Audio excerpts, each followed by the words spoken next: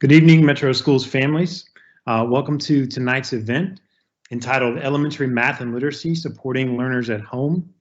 We appreciate the fact that you've taken the time to join us tonight to learn a little bit more about what you can do at home, students and families, to provide additional support. We know that the virtual learning space with the pandemic has certainly caused challenges to our lives in many ways, but we are dedicated and committed to continuing to provide the best quality instruction we can. But we also know that research shows the more that parents are engaged in the students' education, the better the outcomes will be. So we know how important it is to partner with you and walk together through the journey that your children are on, through their educational experience, and we know how important it is to have that partnership. So again, thank you for taking the little bit of time to join us tonight. As we look at our agenda, it's going to be pretty straightforward. Just some overview of the agenda will include, you'll hear from Jessica Slayton about how to support students in mathematics at home. And you'll also hear from Aaliyah Washington-Smith. She's our elementary literacy director, on how you can support students in literacy at home. After those two presentations, we will have some time at the end, maybe 10 to 12 minutes or so. And we would love for you to be able to post some questions that we would answer. The folks that are providing support tonight, my name is David Williams. I'm the Executive Officer of Teaching and Learning. We also of course, have Jessica and Aaliyah, whom I've mentioned. We also have some support from our Office of Translation Services. So we have Rocio Deval. She will be translating in Spanish, and Sherry Balshra translating in Arabic. They're going to be providing some real-time summaries and highlights from the information that's being shared, and they will be publishing that in the Q&A in those respective languages. So we know that it's incredibly critical to provide access to families who speak a language other than English. And so we're really pleased that we're able to provide those supports tonight. Also, if you have questions and you need to ask that question in Spanish or Arabic, you can also do so in the Q&A, and we will do our best to get that question translated and responded to for you. We also have Jill Petty providing support tonight. She's our Executive Director of Curriculum and Instruction, as well as Kendra Bush. She's our Elementary Literacy Coordinator. They are both running in the background support to provide some production for the event. So that's our agenda, and without further ado, I'm going to hand it over to Jessica Slayton. She's our Director of Mathematics. Thank you, David. Good evening. I want to thank you for joining us tonight. My name is Jessica Slayton, and I'm the Director of Mathematics for Metro Nashville Public Schools. I'm thankful to have this opportunity to talk to you today about how you can support your student to be successful in his or her math class this semester. This has been a challenging year for teachers, students, and parents or caregivers. We've all had to try to navigate new online platforms, and teaching and learning has looked different than what we're used to. During this brief presentation, I will be sharing some high-level information about what you can expect in your students' math class, as well as provide some tips for how you can support their success at home, both now and in the future. At the end of my portion of the presentation, I will also share some resources that may be helpful to you. The resources will be available on the MNPS website. As I begin, I want to share our mathematical mission statement with you. We have the sincere desire to provide every student with the daily opportunity to reason mathematically, communicate their ideas with others, and learn to value mathematics through rigorous instruction. Now, when I say rigorous, I don't mean difficult.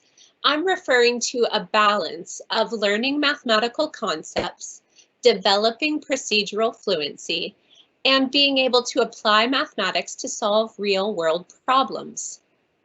This may be a different experience than what you had as a math learner. You may remember math class as a place where you were required to memorize endless steps to find answers to problems, and maybe where you felt pressure to answer questions quickly. That may have caused a lot of anxiety. But even if you didn't have the best experience in math class when you were in school, that doesn't mean that your student will have a similar experience or that he or she can't be successful. I believe with all my heart that every student can learn mathematics if provided with the appropriate supports and meaningful instructional experiences.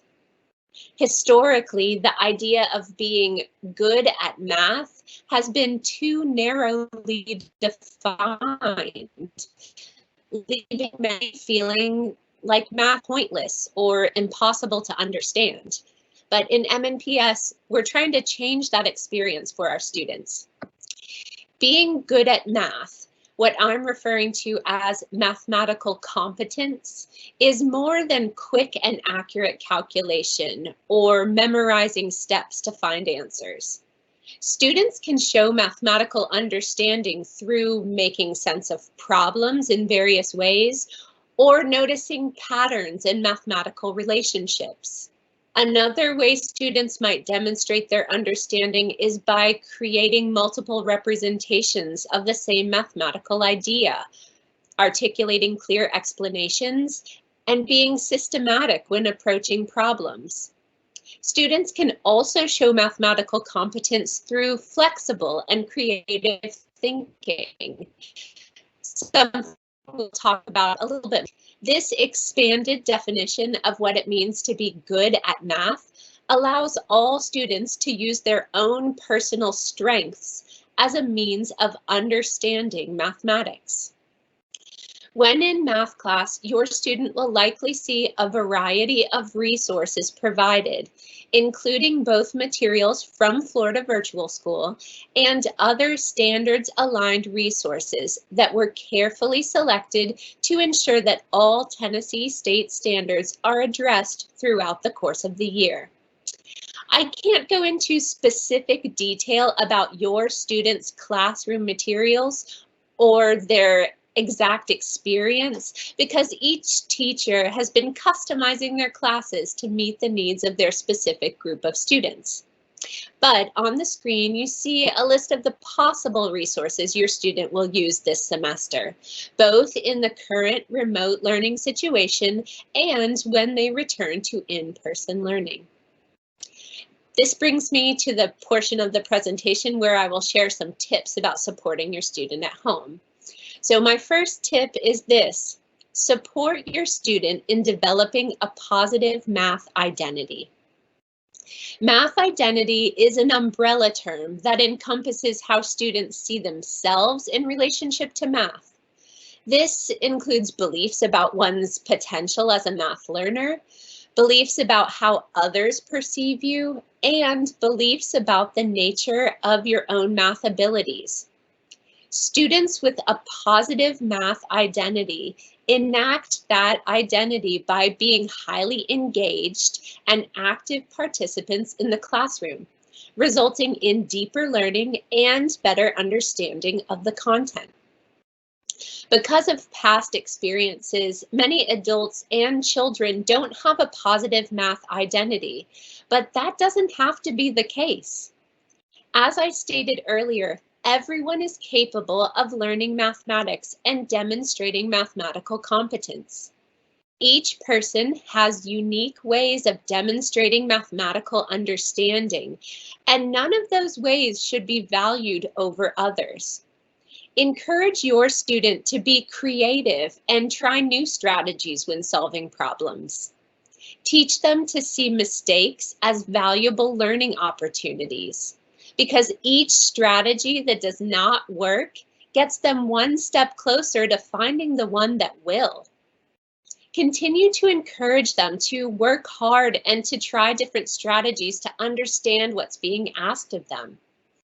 And most of all, let them know that you believe that they can and will understand mathematics. Your belief in them will help build their self-confidence and personal belief that they'll be successful. Which brings me to my second tip: value productive struggle in learning mathematics. Struggling when engaging in mathematics is not a sign of weakness. It's an indication that we're working our brains to make new connections. Many adults remember struggling to memorize and replicate procedures when we were learning math, a memory that is undoubtedly negative. That type of struggle is not productive, and it's not what I'm talking about. Think of grappling with and trying to make sense of a new idea. That's a better description of what productive struggle might look like in math. Be sure your student knows that it's okay not to immediately understand a new idea or to make mistakes when engaging in problem solving. Encourage them to use strategies to help them get unstuck, such as think of a similar problem, one you understand how to solve, and then try using that solution method. Or draw a math picture. You could also use objects to represent the situation, but a visual of some type helps students make sense of problems and helps them determine what strategy to use. Say the problem in your own words. Restating the problem can often reveal what it's asking you to find or a possible way to approach the problem. Change the numbers to help you determine a strategy to use.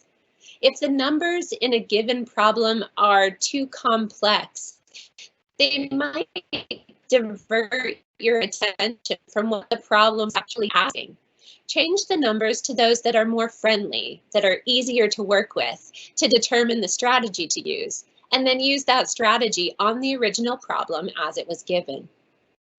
Visualize the problem to better understand what's happening and being asked. Just picture it in your head and try to imagine what operation might be helpful to answer the question as it's given to you. And then the final strategy I want to share is just to don't be nervous to try a new pathway. It's okay to abandon a strategy that isn't working and try something new. Now, with all these strategies, it's important to remember, though, that frustration and productive struggle are not the same thing. So if your student is getting frustrated, it's okay to step away for a while or to seek additional help. Teachers have regular hours, and I'll also share some resources at the end of my portion of the presentation that might help you if your student is frustrated with the content they're trying to learn. The third tip is to learn alongside your student. You don't have to be a mathematical expert to support your student to learn mathematics. Spending time exploring mathematical ideas and finding different ways to represent them can be a valuable learning experience for both you and your student. Encourage creative thinking. As children find different ways to represent the same idea and make connections between them, they build a deeper understanding. Additionally, showing your student that you are a lifelong learner helps encourage the perseverance they will need when facing new challenges. On to tip number 4, incorporate math concepts into everyday activities. Whether it's asking your student to determine the total number of dots on a domino or describe a pattern of shapes, colors, or numbers, games can provide a conversation starter for mathematical ideas. You can also ask your student to describe how they see the mathematical ideas they're learning in class in the real world.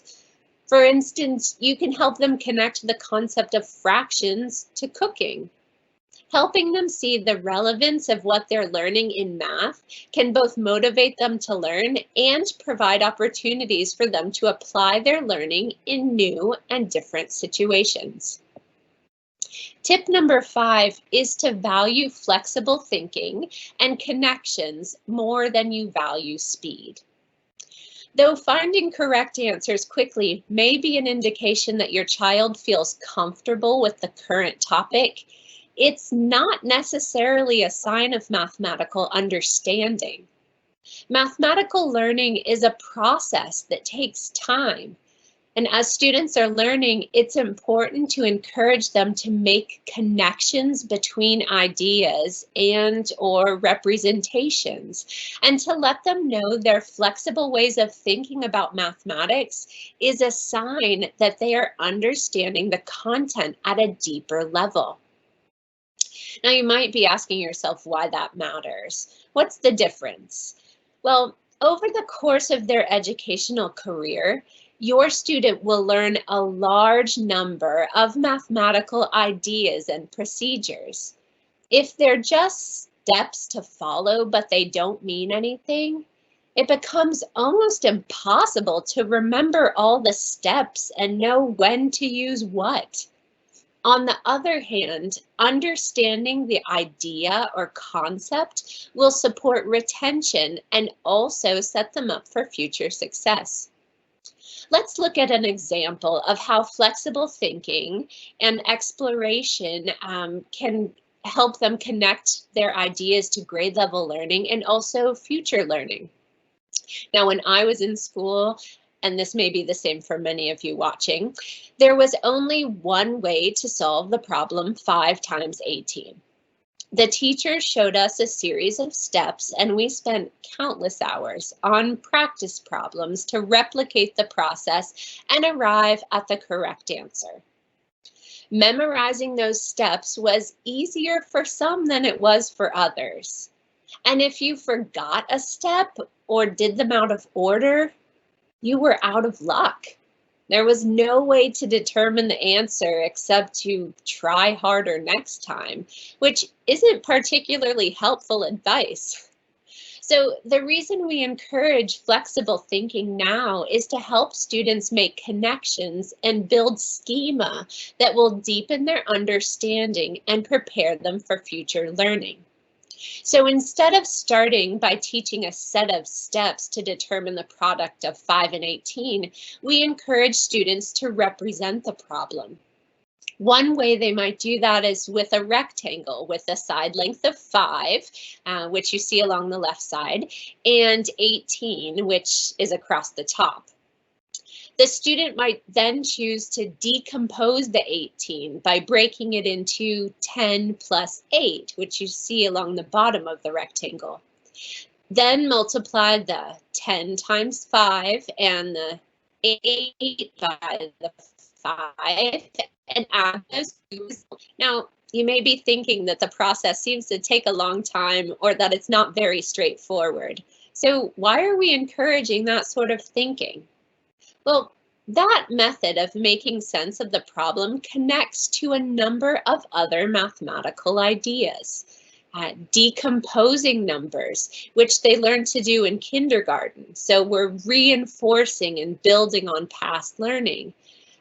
Area and the distributive property, which are both grade level standards, and order of operations, multiplying binomials, which they will learn in subsequent years.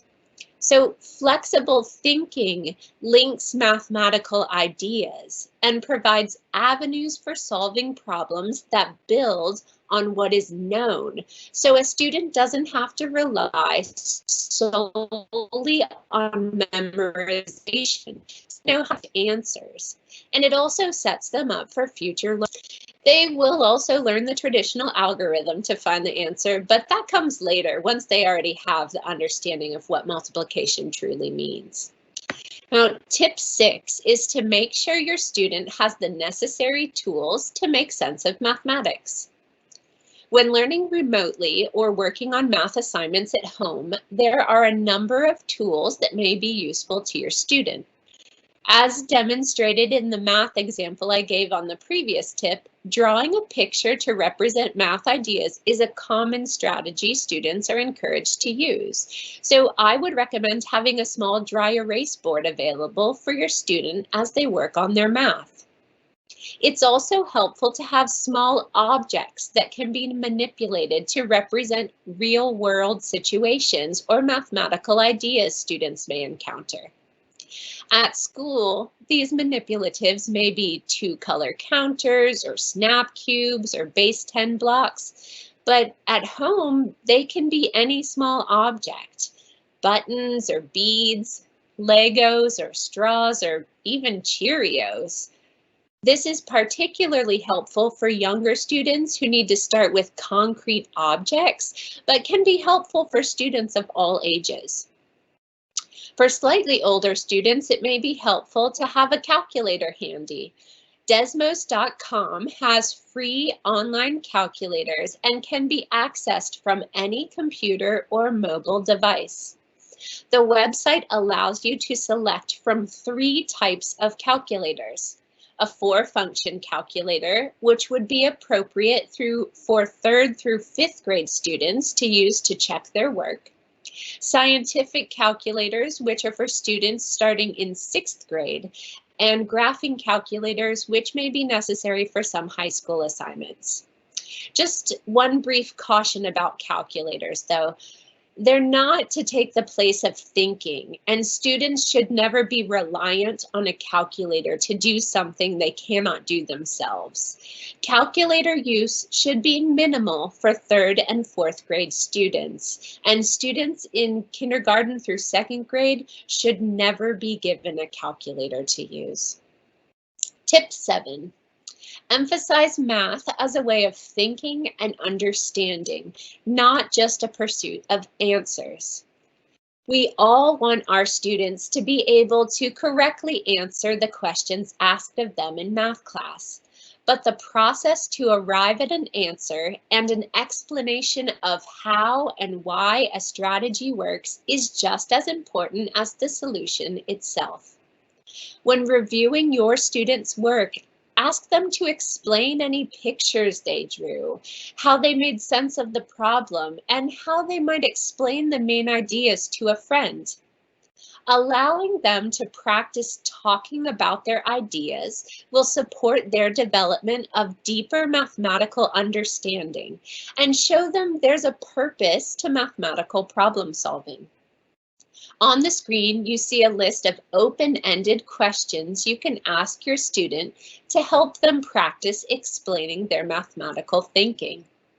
How do you know that? What makes you say that? Can you think of any exceptions? Can you think of another way to represent that? What are some connections between the representations? These sorts of questions are a great way to help students think about their thinking and see that mathematics is more than just finding the answer to computation problems. My final tip, which isn't math specific, is that you should not hesitate to reach out to your student's teacher if you have a concern about their progress or would like specific information about how they're doing in class. Teachers have time set aside for office hours every week to support students who are having difficulty or who have additional questions. Contact your child's school if you are unsure about the schedule for office hours there. You can also always reach out to your child's teacher by sending a message through Schoology or email. As I come to the conclusion of my portion of the presentation, I would like to let you know that a list of resources that may be of help when supporting math learning at home has been compiled and is available on the MN. The math resources are split into 2 types: those that support the development of a positive math identity, and those that may help you and your student better understand the mathematical content being taught. I'd like to draw your attention specifically to 3 of these resources. The first is the How to Learn Math online course, which is the first item in the left column. This course was developed by Stanford University and is available free of charge to students of all ages and their families. Research shows that students who engage in this online course to build a positive math identity report more positive beliefs about math, engage more deeply in math class, and perform significantly better on standardized tests than their peers, which show how important a positive math identity can be for our students. How to Learn Math is currently available in both English and Spanish.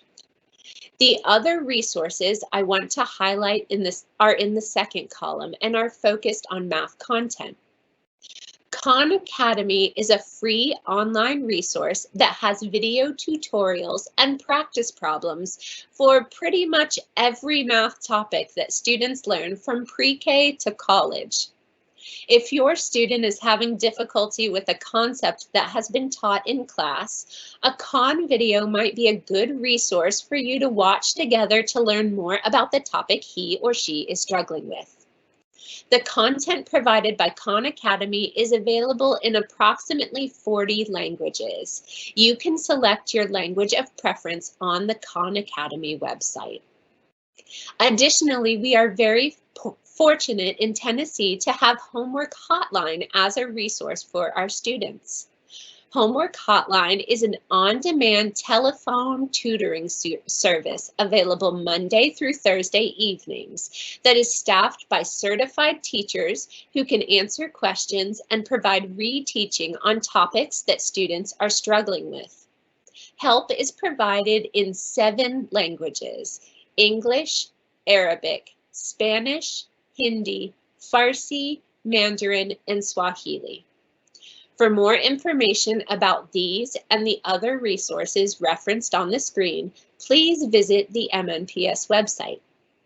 Thank you so much for your time this evening. I'm going to turn it over now to my colleague, Aaliyah, and she'll be speaking to you about supporting your student with literacy development at home. I will also be available to answer questions at the conclusion of the literacy presentation.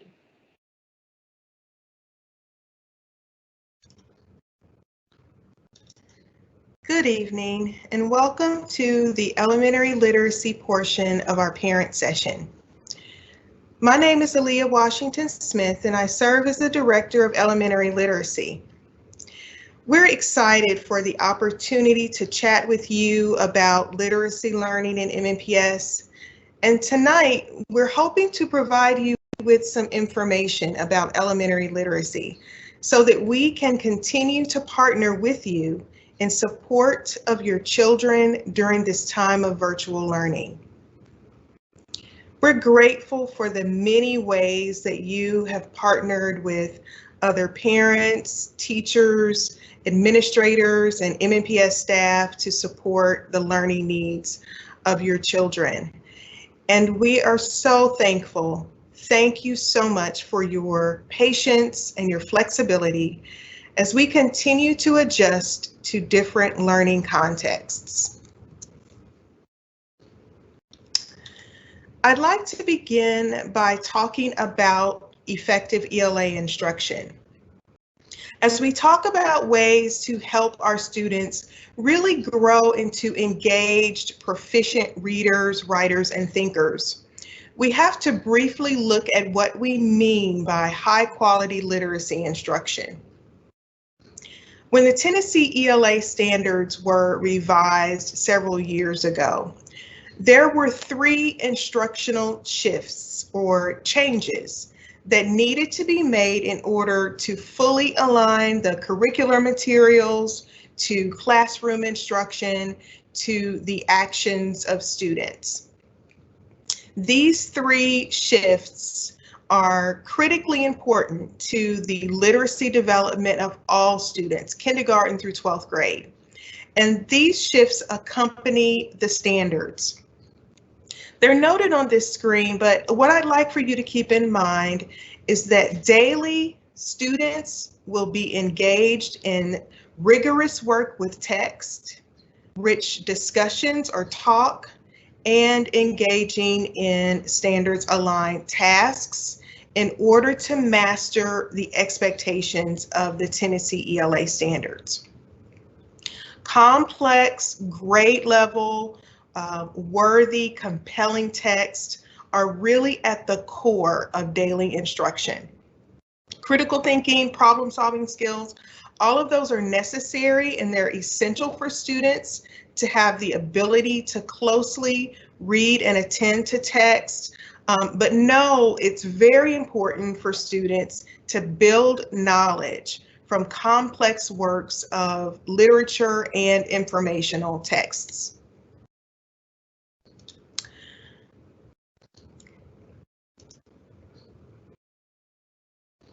So what curricular materials are available this year to support that type of instruction? This graphic shows the primary curricular resources and supplements that will be used in grades K through 4 to support students' literacy development during this school year. Florida Virtual School, or FLVS for short, is our core virtual curriculum, and it has a synchronous or a live component, and it has an asynchronous or a self-paced online component. The supplements that we provided are really designed to further support the literacy learning experiences that students have that are synchronous, and also those that are self-paced or asynchronous and online. The online synchronous lessons are self-paced. They're released by teachers to students on a weekly basis. Students also receive some hard copies of things that support learning. Those are called the student printables. These are workbooks that allow students to practice the content that they've learned in those synchronous lessons. And also the online, the self-paced lessons will also often refer to those printables pages. We didn't stop there. We also purchased core supplemental texts that allow students to experience authentic, engaging, nonfiction and literature texts that are aligned to the goals of the learning that occurs in Florida Virtual School. So adding those core texts to our curriculum, it really increases students' access to rich texts, and it promotes wide reading, and it allows for more active engagement by students during synchronous learning experiences, particularly shared reading. And last but not least, the Tennessee Foundational Skills Supplement is designed for synchronous teaching and learning, specifically of phonological awareness, phonics, print concepts, spelling, grammar, and mechanics. So all of this together forms the high quality instructional materials that we have sought to provide to your children during this year. So what will you get? This very brief graphic shows the student materials that are distributed to your children before each quarter begins. All of the materials shown reflect what K through 2 students will receive. These materials are sent to schools, and then schools have their own distribution plan. So these are the materials that K through 2 students receive. In grades 3 through 5, students will receive the Florida Virtual School printable and the core texts. And students receive an individual copy of those core texts.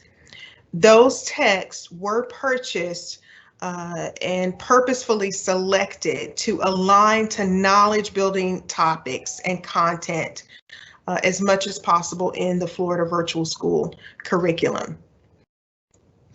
So let's take a look at some of those commonly used icons that you and your child will see in the Florida Virtual School module content.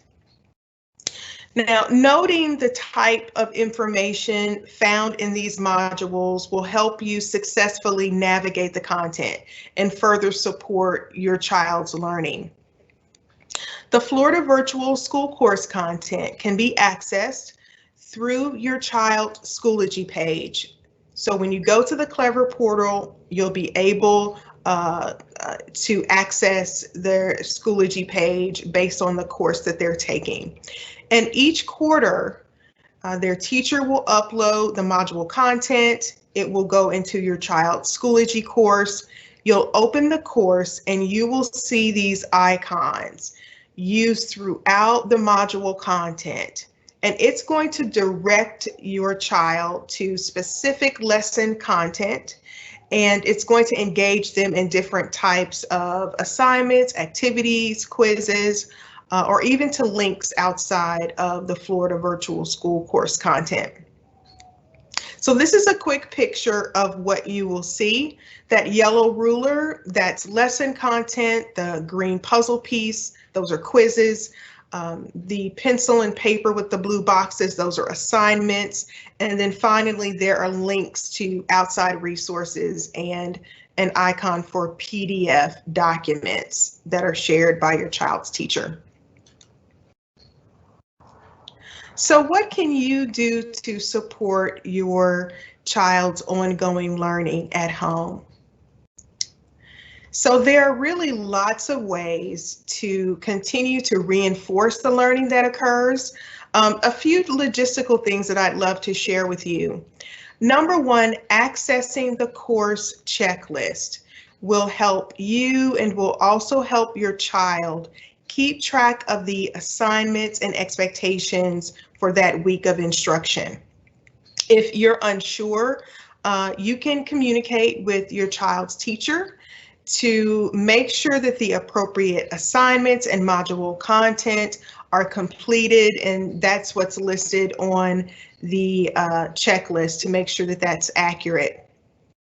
It can also be very beneficial to establish a dedicated space for learning and some specific procedures for engaging children in their learning experiences. Establishing those routines, setting aside a specific amount of time for assignments, taking brain breaks, doing something fun, can make learning more manageable and enjoyable for students. You can also specify for your child what they should do during a given period of time. For example, you might determine how much time they spend on specific assignments, or how much time they will spend studying, or how much time they might spend reviewing module expectations for the coming day. So that student checklist is a great tool that I would encourage you to leverage. And finally, last but not least, read and rereading to students related to those topics that they are studying in social studies, science, and ELA is an invaluable way for you to continue to support your child's ongoing learning and reading. When students read widely about topics that are connected to the units of study in school, their vocabulary increases and their comprehension of these texts dramatically improves. So we'll talk more about where you can access authentic texts, but know that it's very important to continue to read to your child and with them, discussing those ideas contained in the books that are intentionally building knowledge about the world. This will significantly contribute to your child's comprehension, not just in the units of study that they are learning about now, but even as they grow into adults. So let's talk a little bit about vocabulary. This is an often neglected area of students' literacy development, and there are many strategies we can use to support a child's vocabulary growth. I want to highlight just a few today that you can use with any text that you may have at home or any literacy experience that you might engage your child in. First, notice new words. So as you're reading those knowledge building texts with your child, as they're reading some knowledge building texts to you, when appropriate, make an effort to highlight, call attention to, and learn those new words during engagement with rich literature and nonfiction texts. Secondly, keep track of the words that they are learning. Encourage them to take on this task. They can list these new words, they can categorize them and play games with them. Revisiting these words often, encouraging them to use these words in daily conversations. Children need multiple exposures to a word in order to really learn the meaning of that word. So even creating a student dictionary, as students are learning about new words, they can create a child-friendly definition that makes sense to them. These are all powerful ways for students to add to their vocabulary. And finally, when you find an opportunity, relate those new words to real life experiences. This makes the vocabulary words meaningful to students. They're making those powerful connections. And when you can, find those concrete examples to students. It really clarifies the meaning of those words to students.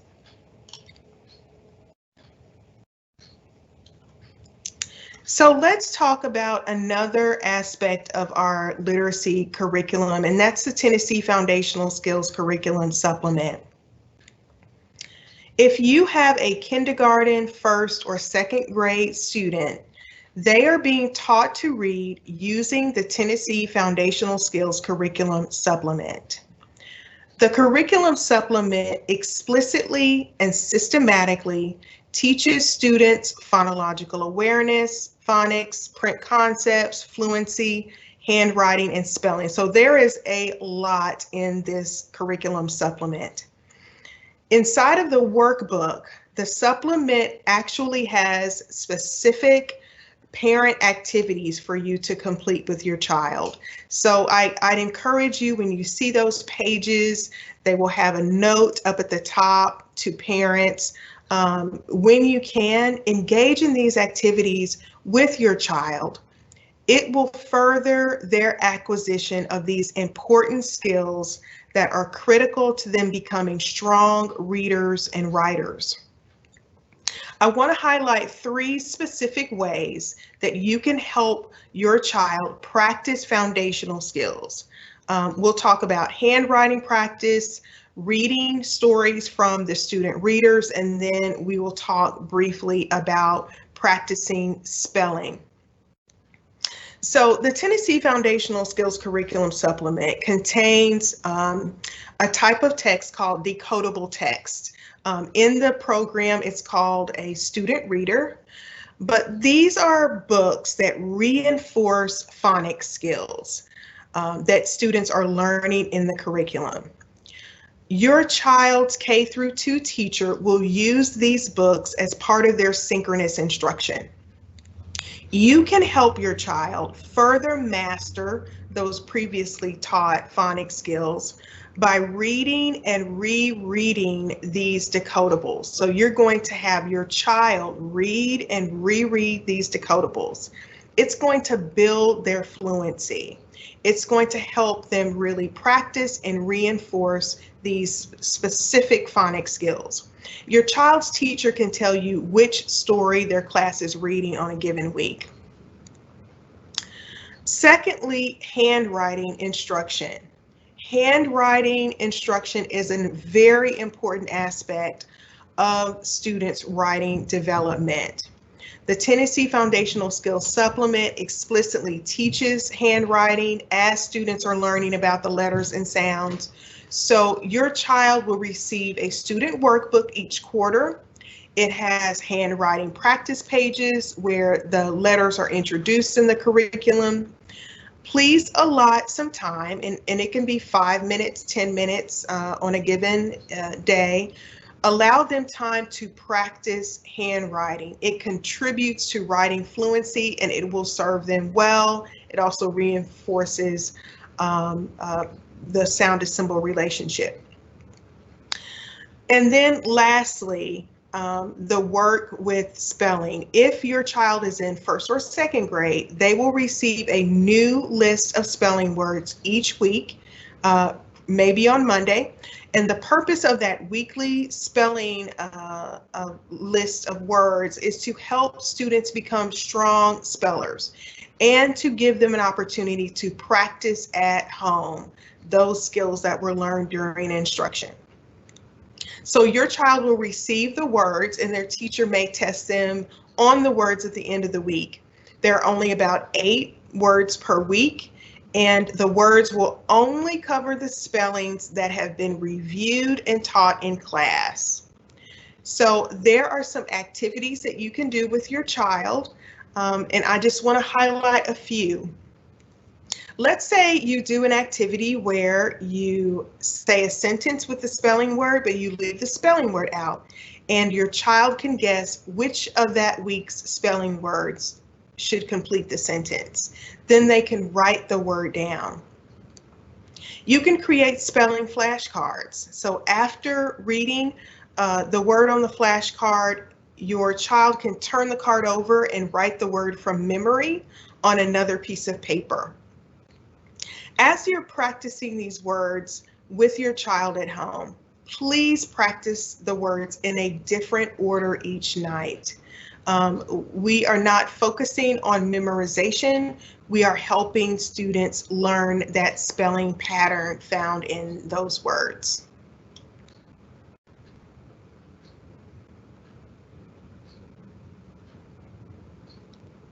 There are several resources that promote a love of reading and increase the number of texts that are available to your child. I want to encourage you to take advantage of these free resources that will support the ELA instruction that's provided to your child. The first one, the Nashville Public Library. They literally have hundreds of thousands of texts available to your child free of charge. They have even created an ordering and contactless pickup system whereby you can select the books online, then pick up the books and materials at your local library branch. And they have limitless libraries, which we will talk about a little bit more on the next slide. But I also want to highlight another resource through the Nashville Public Library, and that is BookFlix.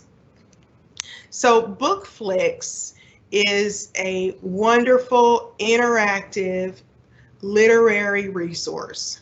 It builds a love of reading and learning, and your child can access it from home with just a library card and the PIN number.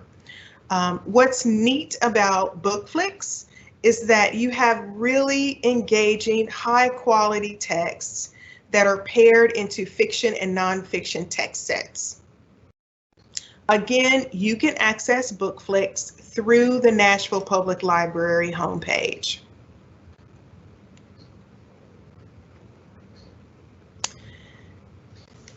One more opportunity for you through our schools and the Nashville Public Library, and that's Limitless Libraries. So Limitless Libraries, it's a partnership between MNPS and the Nashville Public Library. And the idea is to provide families and children with access to even more books. So if your children are in grades 3 through 12, they can request a book through their library catalog. If the children are younger, they can email the school librarian to request books, and they can pick up those books at the next curbside checkout. You can also return books at your school.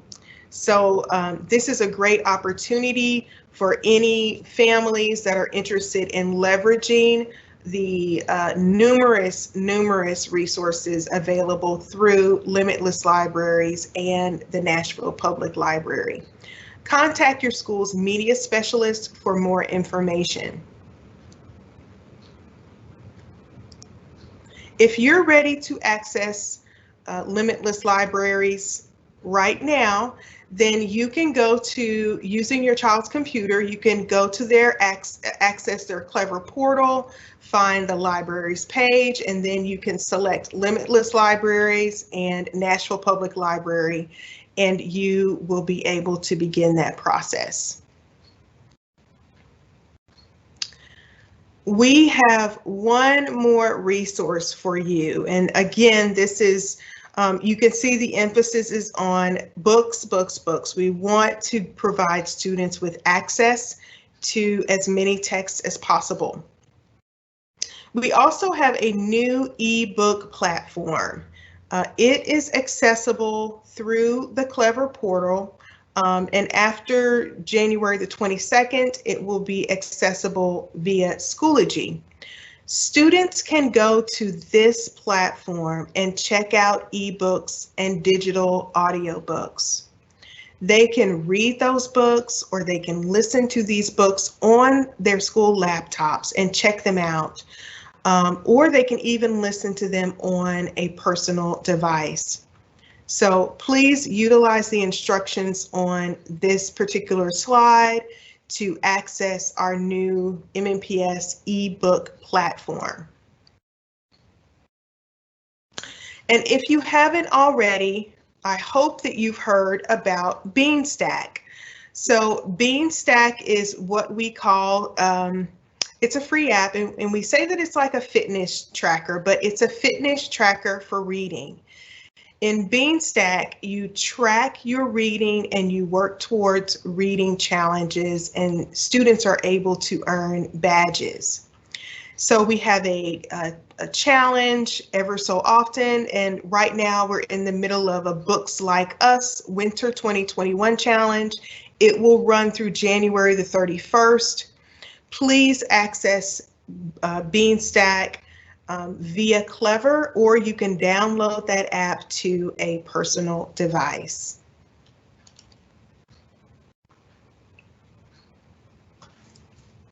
We have compiled a list of resources on the website, on that handout, that you may find useful. There really are so many resources we would love to share with you, and we're going to focus on a few tonight. But I want to call your attention to Ready Rosie, Story Online, and the Tennessee Department of Education Winter Boot Camp are excellent resources for extended learning opportunities. Please visit these websites to learn more about the resources that are available to help you support your child. Each one of these resources offers great materials to continue to support ELA instruction. Tonight, we're highlighting several dyslexia-specific resources to provide parents and community members with more information regarding this important topic. Dyslexia is a learning disability that makes it difficult for students to learn to read and understand written language. Even children with average or above average intelligence can have dyslexia. The Tennessee Department of Ed published a dyslexia guide, and I think that's a good starting point. It assists parents, districts, community members in that Say Dyslexia law, which is an important law within our state. I encourage you and all community stakeholders to explore these resources along with other resources provided by the International Dyslexia Association, the Tennessee Department of Education, and groups like understood.org. Again, we are grateful for your time, your attention, and your continued partnership as we continue to provide an equitable, high-quality literacy experience to our students. I'll turn the remainder of our live event over to our host. Thank you again so much for your time and attention. We appreciate each of you. Thank you so much, Aaliyah, and also thank you to Jessica. Metro is certainly not short on educator talent. We have some extraordinarily talented teachers in our schools working with our students virtually every day now. But Jessica and Aaliyah, we're certainly teachers in Metro, and very proud to see the work that they've done, and particularly in preparation for providing this information tonight. Also want to make sure I thank once again the moderators who have been providing translation support for Spanish and Arabic. They have published 117 or so comments in the Q&A that they have published, translating the information that Jessica and Aaliyah have shared. So again, thank you so much to Rocio and for Sherry for providing that translated support tonight.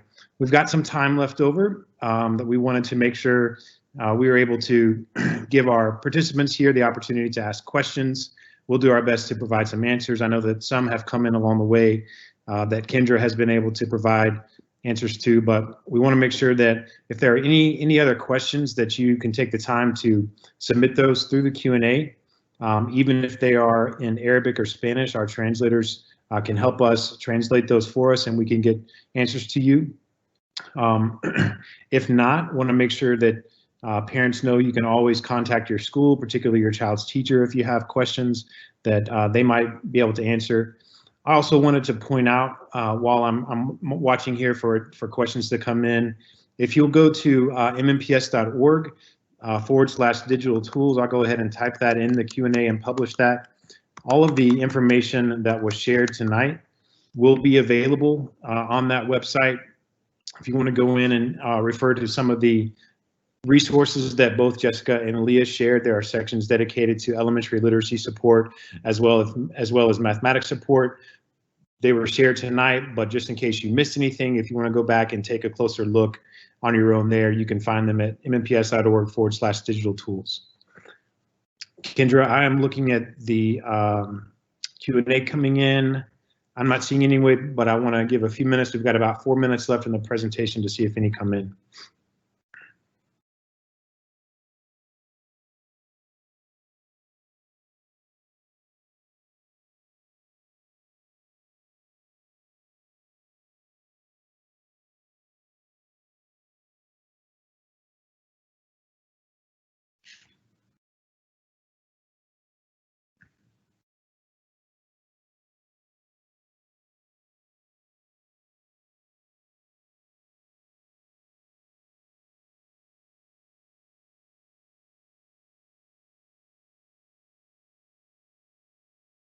Kendra, I think you've done a great job. We had a few questions come in.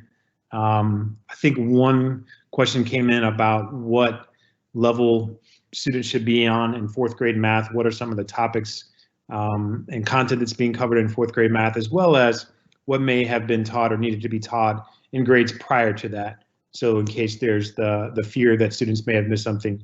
And that question was answered by Kendra in the chat, or the question and answer there. To the easiest thing to do is to go to the Tennessee State Standards for mathematics, grades K through 12, and it clearly identifies all of the individual standards that name and identify the specific content that students will be expected to learn in each grade level. So that's a great resource.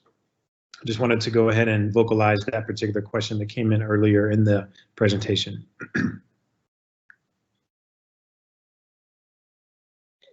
Dr. Williams, Jessica also replied to that and gave another link for them to go watch some videos that showed from great schools. Great, thank you. Thank you, Jessica. Thank you, Kendra.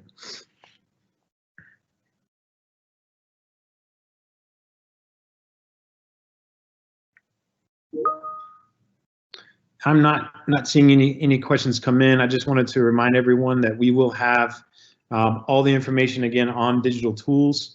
The page I mentioned earlier, including this presentation, will be recorded. We're also hoping to share this particular presentation with schools so that they can use it as appropriately with their families as they build connections and make relationships with their families that they support.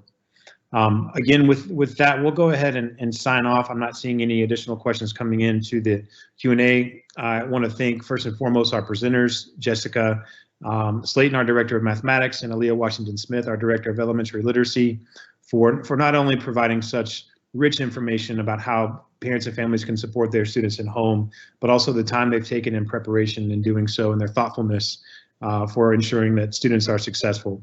Again, want to thank our translators providing support tonight throughout the presentation. They've posted so many comments in Arabic and Spanish as our presenters were doing in real time. So appreciate their attentiveness and their diligence in doing that. Also, thank you to Kendra and Jill for providing production support behind the scenes. So with that, we'll go ahead and sign off. Thank you again for taking the time to join us tonight. Please reach out if you have any additional questions or concerns to the appropriate person, and we'll respond as quickly as we can. Thank you. Good night.